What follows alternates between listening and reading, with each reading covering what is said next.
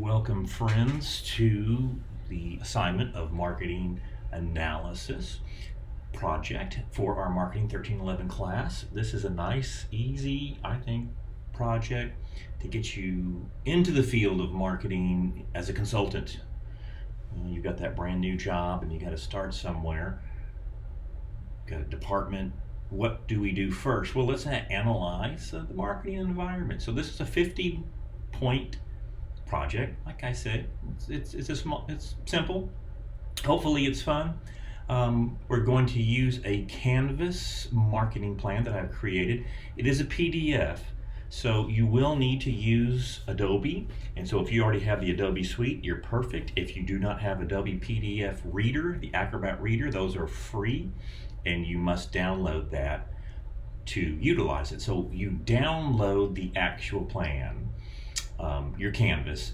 If you just go from here and look at it, it will let you fill it out, but it won't save it. And so I've had several students who've done a whole project in just by clicking it, and it will never save. So what are we going to do it over? Well, you're going to pick a company that represents the industry that you would like to work in to complete this assignment. Or I've listed these areas right here: Chetra's Dream Tacos, Roots Coffee House, Foreman's General Store, Spiral Diner, Fort Worth Camera Taco Heads, Smokin' Joe's Food Truck. These are all small businesses, and these are their websites, and that's what we're going to analyze. All right, they paid you to do a little bit of analysis for them. So what it's going to look like when you download that, because I have it set up right over here, and we're going to look at this. So here we are. It is a canvas, as I say, so it's forms. You can utilize this right here and start typing in design for your business, designed by Randy, Saleh. All right. Immediately when you start typing in, go ahead. Now let me just get a little bit of file and then save as, and then put it in. Again, your files right in here. Put your name on this. Mine would be Randy Saleh Marketing Plan Canvas.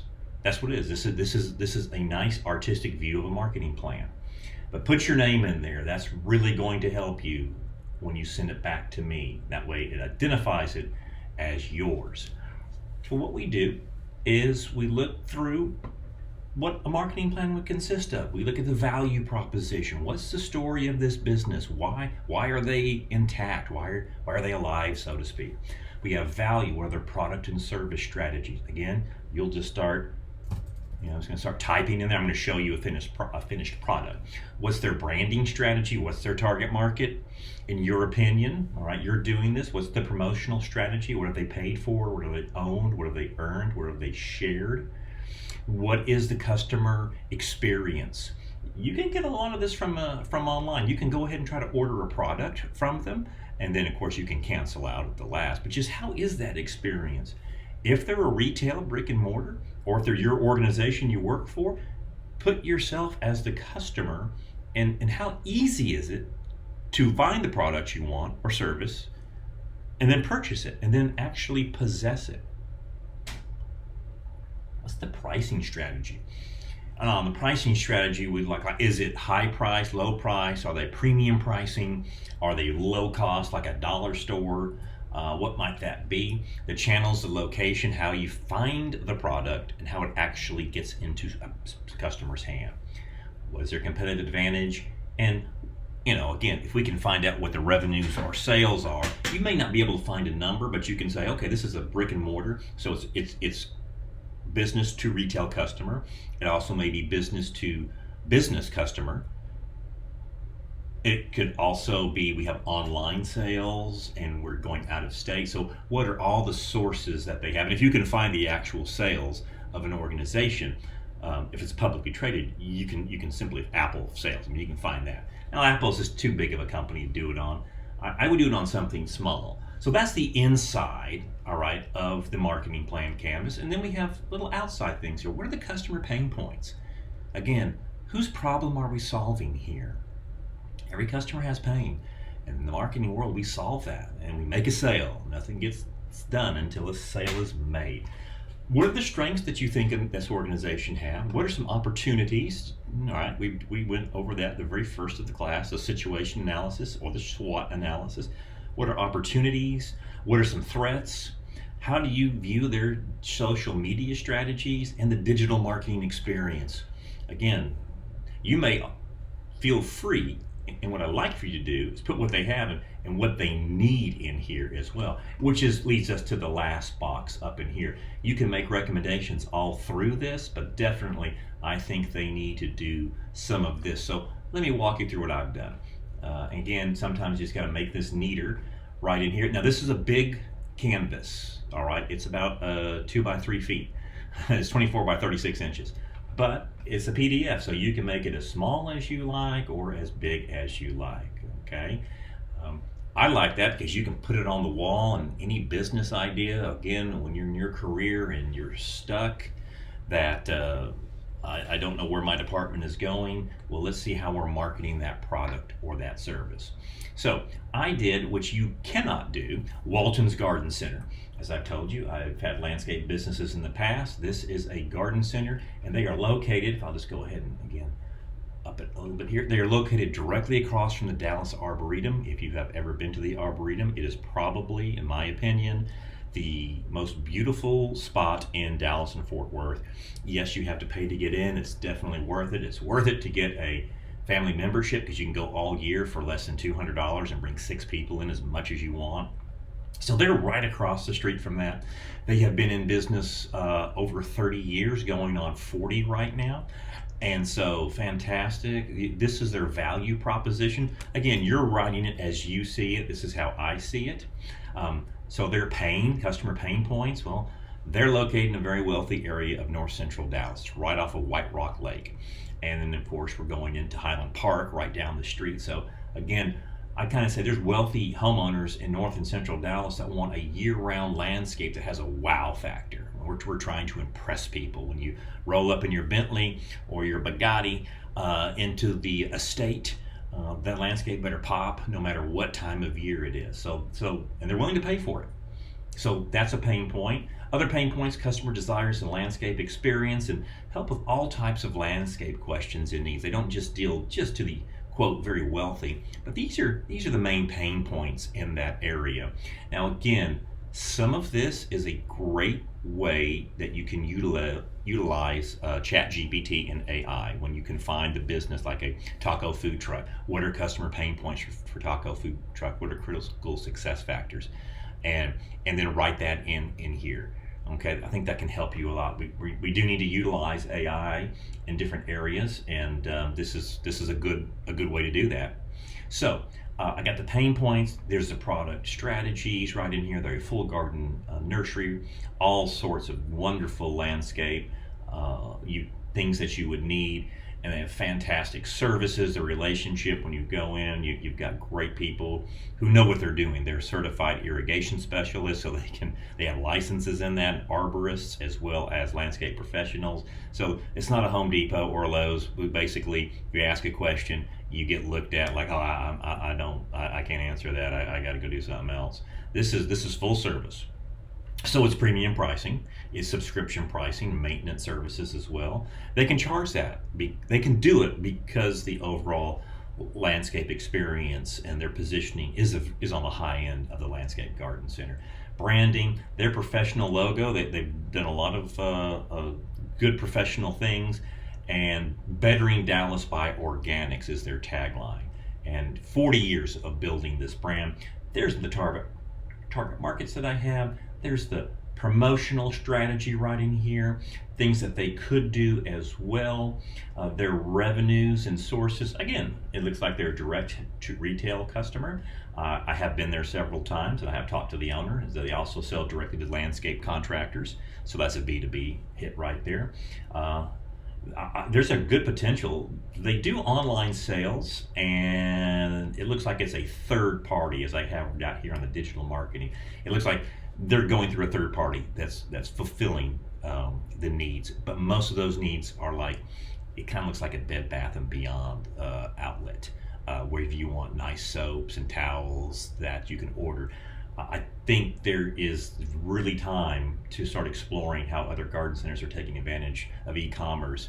And as somebody who's a master landscape contractor, that I had that certification in gardener, I'm now buying from nurseries across from Connecticut to Oregon, Japanese maples, and they're shipping directly to me, and I can pick out exactly what I want as a consumer, and they arrive Federal Express in 3 days. That's what I think this garden center needs to start doing. There's their revenues right in there. There's their social media strategies. Look on their social media. Look at their Facebook. Do they have an Instagram? Well, they have 5,200 followers. It's decent. It's not great. They do have the website. It looks very easy because it's professionally run and it's a third-party system. I think it's time, and the great thing, if you keep writing on this in the PDF, you get a little scroll bar so I can get down and look at it all. I think it's time to use a professional social media consultant for them. That's what they really need. Opportunities, again, I think this is huge for those of us who do consider themselves the master gardeners and you want a specimen quality. And if you can have that drop shipped to your house, Home Depot's doing an amazing job on this. And I've ordered at least a few $1,000s in the last 6 months from Home Depot online. And specimen quality plants. We're one of the best opportunities in the area. If I look at opportunities, DFW, one of the best economies, we've talked about that. So these things you can list. I think they could partner very well, and I don't see them doing this with the Dallas Arboretum. My goodness, they're right across the street. You have people who, when they come out of that Arboretum, wish that their yard had something that could be that nice, or at least an aspect of it. Well, this is a great way to partner with that and say, hey, we'll come and do gardening expositions for you.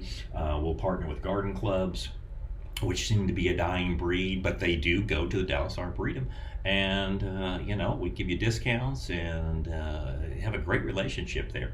I would say this organization should purchase a growing facility either in East Texas or Louisiana or Alabama. That's what we call the growing industry for landscape goods, certainly for specimen quality. I think they should purchase that land if they haven't already, and I don't think they have, and then drop ship immediately, direct ship to consumers from there. And so you can get those specimen qualities. That way they're never going into a nursery. They're going straight from the field, so to speak, right to the consumer. That's something that you really think about, in my opinion. Where's the threats? Well, the threats are today's college student. And I mean that in the way of millennials and Z generations just have little interest in gardening. Go to a garden center in the springtime. And if you're a college student, you're going to be by far the very young. I'm the youngest person when I go in there, and that's saying something. So that's a threat right there when the markets may be shrinking. So also another threat: mass merchandisers. They are seeing the largest gains in market share in this industry because so many small independent garden centers had just decided to quit, and no one wants to take it over. But so there's opportunities to do very well, but these are the threats, and so we just want to negate those threats, capitalize on those strengths, and maximize those opportunities. Again, here is some of the recommendations for that I have put up here. Again, I suggest advertisements in D Magazine, direct mail homeowners within a 5-mile radius. We can always use some of that. Again, the paid sponsorships, and since they are saying bettering Dallas by organics, I think they should actually have a maintenance service of organic fertilizer. So we set up homeowners on 5 times a year, from the pre-emergence in the early spring, winter time, to your heavy fertilizer, not heavy fertilizer, but your growth seasons of spring, summer, and early fall, and then weed prevention, all organic. And it would tie right in to this brand. So that is a quick way to do a marketing analysis. Hey, you're going to be able to do this for your organization. Great information if you brought this into an interview, I think, in the jobs that you want or the departments that you work in already. So you can do any of those. You cannot do Walton's Home Garden Center, because that would just be plagiarism now, wouldn't it? So there's your canvas. It's yours. Download it. I hope you can utilize this. The plan that I used to have was 300 points, and it took a long time and a lot of analysis. This can be done pretty quickly. I did this one right here in an hour or two. I mean, I did it in different stages. I worked on about 30 minutes a day for a few days, and then I went and redid it, just added to it. And what we need is at least 700 words to get your 50 points. Now, if you're watching this, you're probably going to do it. For those who forget to do it or don't do it, it's 50 points, so it won't kill you. It won't hurt your grade. Terrifying. It'll bring it down probably a notch, but at least you'll pass the class without it. Just letting you know that. I hope you do it. Hope you have fun with it. And it's a great extension of saying, okay, now I can see a whole picture of how the entire marketing world works. And now I'm actually a consultant.